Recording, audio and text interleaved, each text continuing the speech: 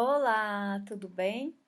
Eu sou a professora Flávia Pedrosa Vasconcelos, da Universidade Federal de Santa Maria, do Departamento de Artes Visuais, e estamos aqui via Laboratório de Criatividade e Inovação LACRIA, no projeto de ensino Portfólios Artístico-Educativos, discutir, conceituar e discutir algumas questões do nosso mini curso Criação de Portfólios Artístico-Educativos.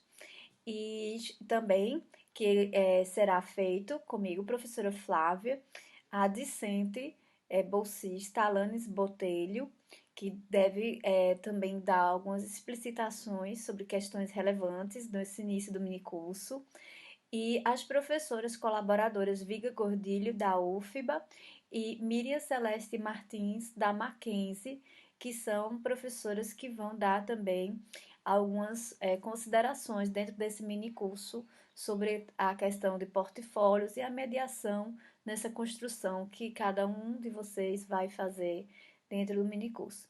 Sejam bem-vindas e bem-vindos e vamos adiante.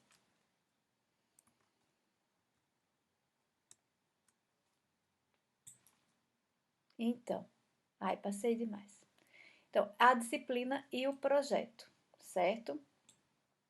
A disciplina Práticas Educativas B da licenciatura em Artes Visuais da UFSM, porque o projeto de ensino, esse projeto de ensino, que é um minicurso que está dentro dele, um minicurso de criação de portfólios artístico-educativos, ele está na disciplina Práticas Educativas B, que é uma disciplina que trabalha com processos inventivos, exploratórios e mediação, e que nesse período 2020.2 da Universidade Federal de Santa Maria, ela vai ter essa característica e que a gente pressupõe trabalhar ainda durante muito tempo, em uma carga horária diferenciada, quando voltar no ensino presencial. Então, a gente está no ensino remoto com essa característica de portfólios e vamos continuar, mas também abrangendo outros espaços de mediação que não só os virtuais. Quando voltar ao presencial, faremos discussões sobre espaços expositivos presenciais.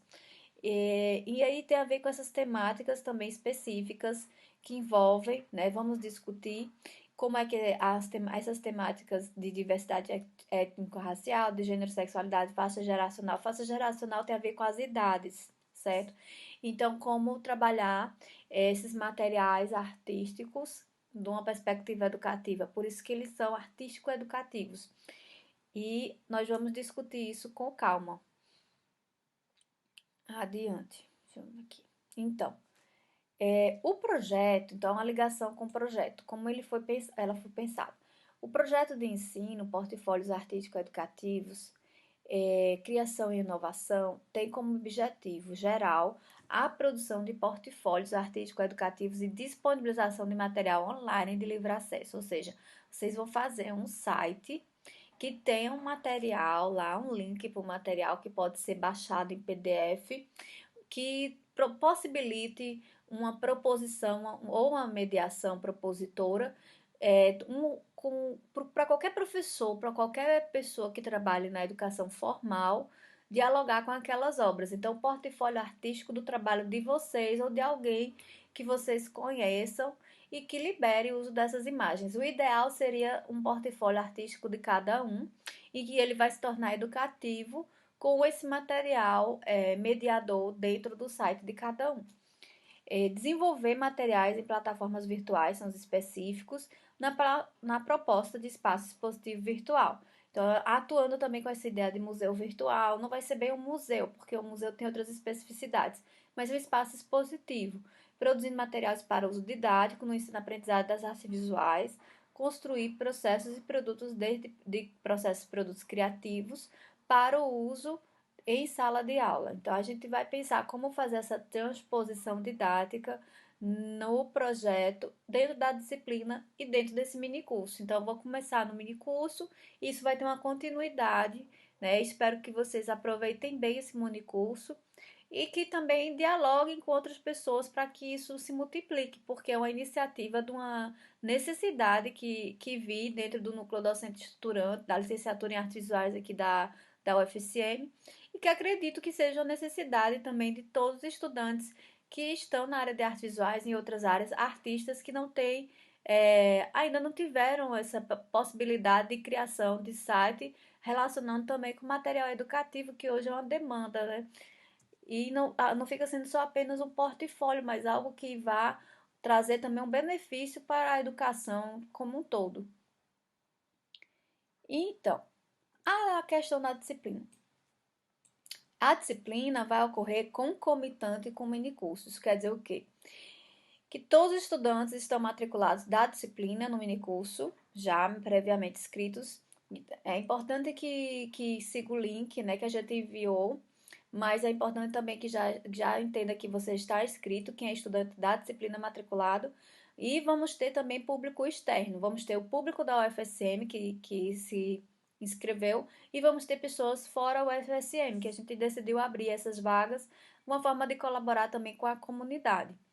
As atividades das unidades 1, 2 e 3 no plano de ensino da disciplina Práticas Educativas B vão ocorrer via Moodle, em aulas assíncronas e síncronas. Essa aula, por exemplo, é assíncrona e as aulas síncronas serão marcadas devidamente dentro da disciplina. Do que tange a esse minicurso, as nossas aulas síncronas serão com as professoras Miriam Celeste Martins, que é dia 5, né, do 11, e dia 12 do 11 com a professora Viga. A professora Miriam, eu vou falar mais à frente, vai ser às 16 e da professora Viga às 17 horas. E as aulas síncronas também, a última vai ser a apresentação dos projetos de portfólio, que eu vou explicar mais à frente. E adiante. Então, pontualmente, nós vamos ter as aulas síncronas, né, do minicurso, que é aquilo que eu falei, dentro da plataforma RNP. Vou mandar o link para todos vocês, que será gravada. Então, a gente vai pedir a permissão para quem estiver presente de ser gravado. E vamos também depois disponibilizar essas aulas no YouTube do Lacria. Então, se você está inscrito nesse minicurso, já vá lá no YouTube, Lacria, UFSM, e se inscreva no canal. E a gente vai já deixar esse vídeo lá no canal também. Então, esses vídeos assíncronos ficarão no canal. A palestra da professora Miriam Celeste Martins, que será naquele horário que eu falei, dia 5 do 11 às 16, da Viga Godilho, dia 12 do 11 às 17. E a apresentação desses projetos para portfólios. Eu sempre falo em todas as minhas aulas, minhas orientações, sempre. Gente, arranje um caderno. Professora, a senhora ainda é arcaica de usar caderno. Usem, porque caderno. Eu anoto tudo no celular. Gente, você perdeu o celular. Se você não encontrar seu celular, bote no caderno, no meio analógico, que é o melhor para você, assim, sem falar dos estudos, né? Um caderno dos estudos que falam que a gente aprende melhor, né? Não é nem memorizar, é aprender, ressignificar, contextualizar por meio da escrita. Não é a escrita de copiar, mas a escrita da reflexão. Então, coloque suas questões no caderno, as datas, inclusive as dúvidas também para a gente tirar nos momentos síncronos, tá bem? Então, essa apresentação, professora, dia 3 do 12, já é o site pronto? Não, minha gente, eu vou explicar isso direitinho. É só um projeto. Então, você vai apresentar um rascunho do site e vai apresentar um rascunho do material educativo. A gente vai ter mais tempo para fazer isso, não vai ser assim de uma vez, tá bom? Por isso que esse minicurso ele tem uma carga horária alta, porque a gente prevê essas atividades também de acompanhamento da produção de sites, tá certo? Adiante. Então, o que são portfólios? Durante muito tempo, se discutiu a construção histórica de portfólio. Muita gente, quando fala em portfólio, acha que é só ligado à pedagogia, né? É aquele portfólio de criança que os pais recebem ao final do trimestre ou do semestre, né? Aquela coisa toda pintada, cheia de pompom de coelho quando era Páscoa, aqueles feijãozinhos, aquelas coisas colada. Não, não é isso. Tudo bem que ele foi apropriado e chegou nessa formatação na educação hoje. Mas o portfólio, no registro histórico, isso aí com base, eu coloquei aí a referência num texto que eu li no doutorado antigo, que é Le Moyen Âge de la Renaissance historique et description des moyens et usages de commerce et d'industrie, des sciences, des arts, des Literatur et des Beaux-Arts en Europe. Então, desculpem meu francês, mas eu não sou muito do francês, mas eu entendo na leitura, eu não sou da fala. Então, Delacroix e Serret, esse texto ele tem uma descrição de um monte de coisas sobre a construção, desde esse período da Renascença até a era industrial. E aí a gente tem um aportezinho lá no texto que fala do portfólio, que o registro histórico é uma coisa até que eu pretendo publicar, que a gente não encontra na internet. O registro histórico do Ocidente um pouco depois do advento da prensa escrita. Então, depois que tem a prensa escrita, os artistas começam a se ligar, opa, e começa a ter assim portfólios, né, impressos com ilustração elaborada de projetos ou obras. É como o cartão de visita hoje, ou portfólio mesmo do artista hoje, que é aquela coisa que você abre mais elaborada. E muitos designers usam isso, né? Então, geralmente, esse portfólio era elaborado em cadernos, por isso que eu estava falando em cadernos também, que serviam como base para um contrato de trabalho ou obra por um mecenas, um patrocinador. Um dos artistas mais conhecidos que tinha portfólios em cadernos foi Leonardo da Vinci. Inclusive, tem várias pesquisas sobre os cadernos de Leonardo da Vinci. Mas o Leonardo da Vinci também, ele não ficava só desenhando nos cadernos como forma de pesquisa em arte.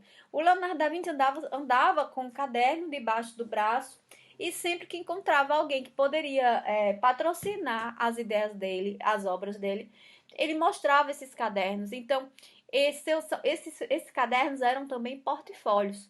Então, o portfólio era nesse período com a função de divulgar o traço, o estilo e a produção do artista.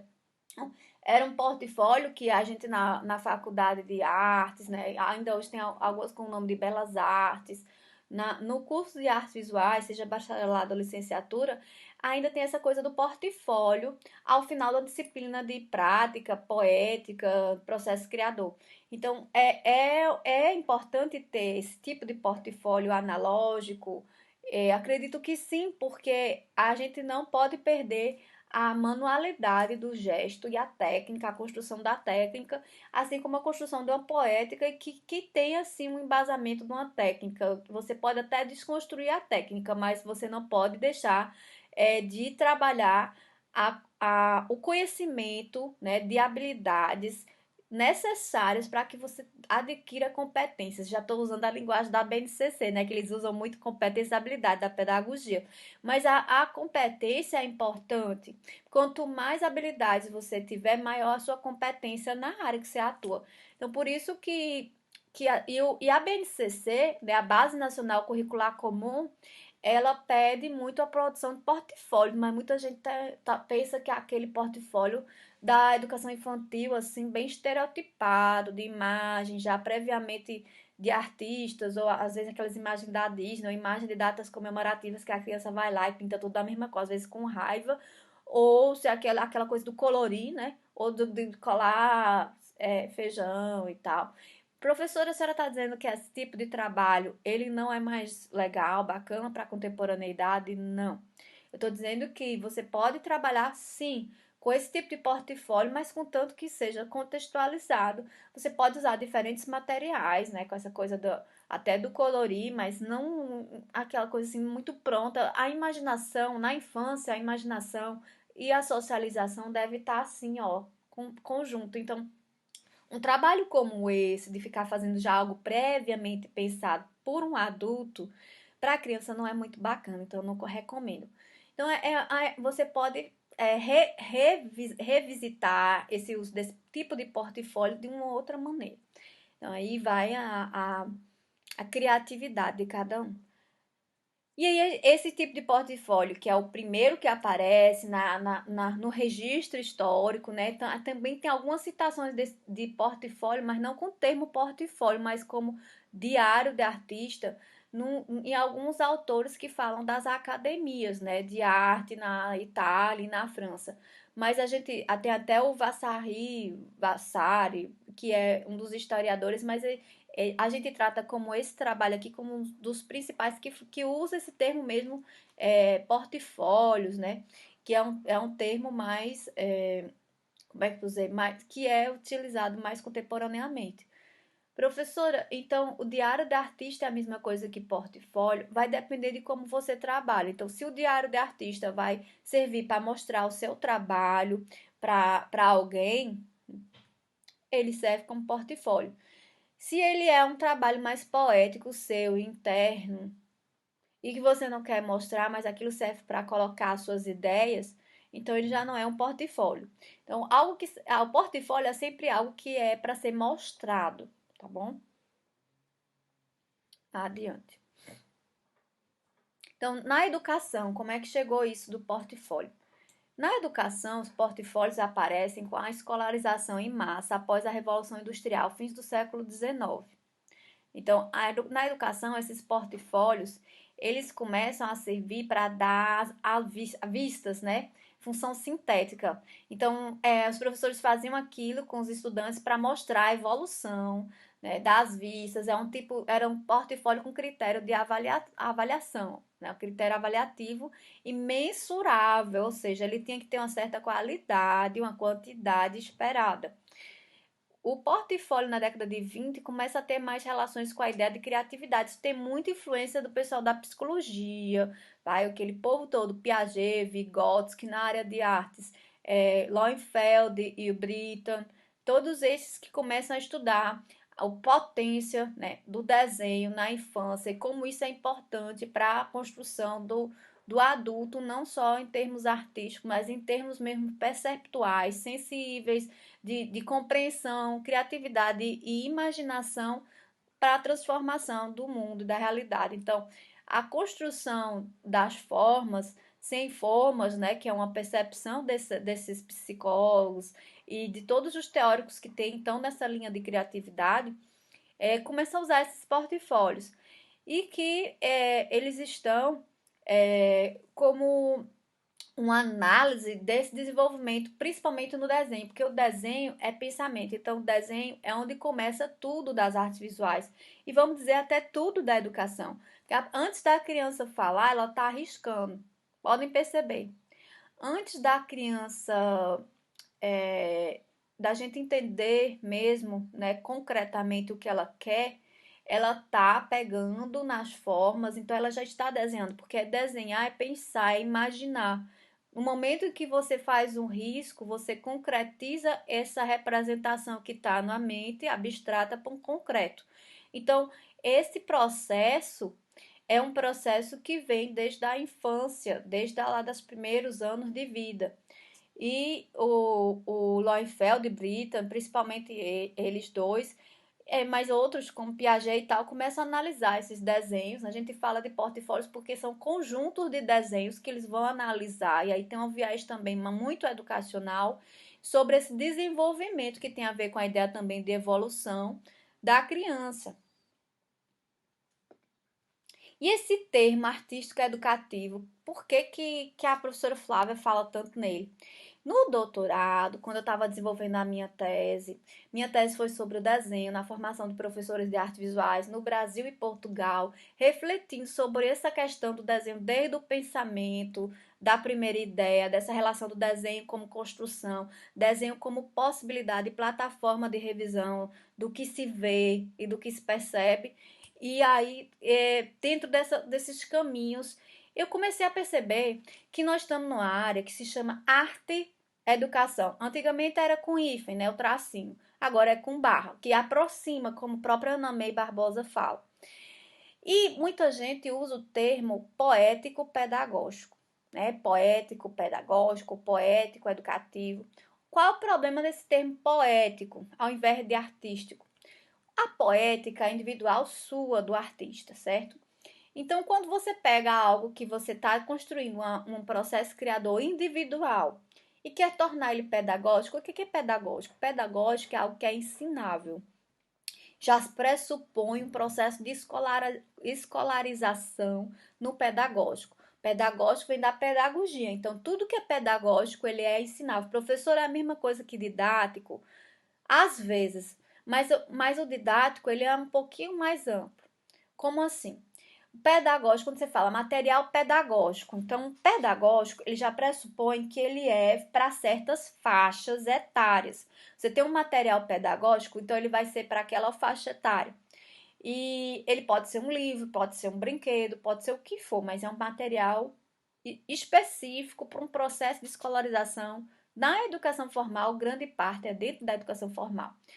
Quando você fala material, a questão da pedagogia, que é a ciência da educação, quando você fala educação, até mesmo o termo educação, educação já tem a ver com amplo, né? A educação pode estar no espaço formal, não formal, informal. Nós estamos sendo sempre educados e estamos aprendendo as coisas desde que a gente acorda. Então, a gente não para de aprender, é um processo contínuo. Nem um professor está 100% formado, nem o estudante está 100% formado. Um bom professor é aquele que é um eterno estudante da sua área. Então, quanto mais a gente lê, quanto mais a gente percebe, não só lê a escrita, mas lê o texto visual, né, e suas diferentes narrativas, mais a gente compreende o espaço que a gente atua. Então, na educação, essa visão mais ampla. Então, quando você fala poético, pedagógico, você diz que aquele processo criativo individual do artista, ele tem que ser ensinável para determinada faixa etária. Na minha perspectiva, esse tipo de codificação de linguagem faz com que, mesmo que o uso de barra, informe, coloque numa forma um processo criador do artista, com essa denominação. Com o termo artístico educativo, que aí eu venho tirar, eu trago muito nessa percepção na minha tese, que tem muita relação com a ortografia A, R, né, T, O, G,